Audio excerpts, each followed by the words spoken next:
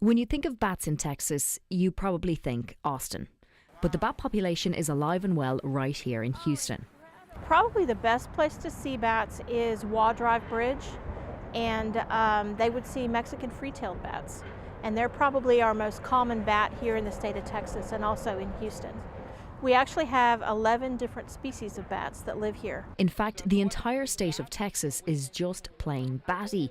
Of the 47 bat species living in the US, 31 can be found in the Lone Star State. So with all those bats in town, the Houston Museum of Natural Science in Sugar Land is putting on an exhibit to explain a little more about those creatures of the night, including how they hear.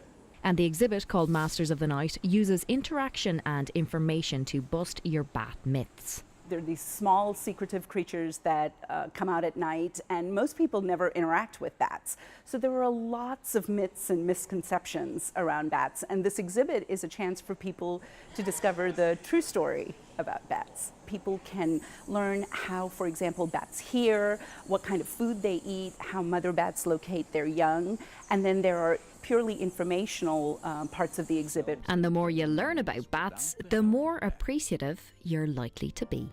Just this bridge, Waugh Drive Bridge, the population here can eat about 2.5 tons of insects a night. They're actually very gentle creatures. They, if you see one on the ground or see one down low, you don't want to touch it or pick it up or handle it in any way because they will bite in self-defense. But otherwise, they're just doing their job. They're hanging out and they're part of the ecosystem, a very important part. For Houston Public Media News, I'm Edel Howlin.